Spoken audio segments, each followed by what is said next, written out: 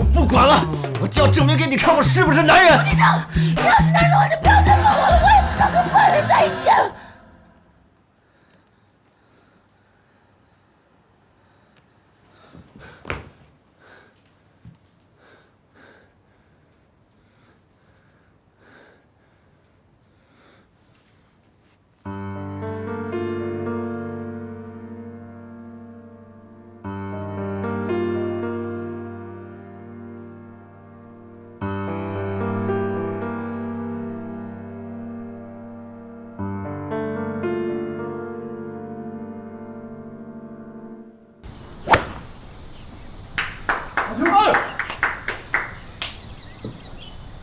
司徒，咱俩从小一起长到大，你还不知道我是什么人啊？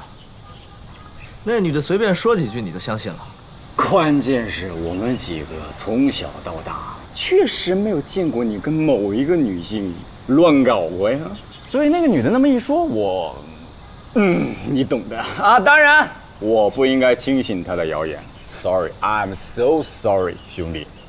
我跟你们说，你们几个千万别像我这么早结婚，这婚姻就是人生的坟墓。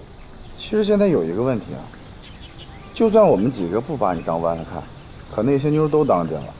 我们几个嘛，好说，自家兄弟，不会把你当姐们看。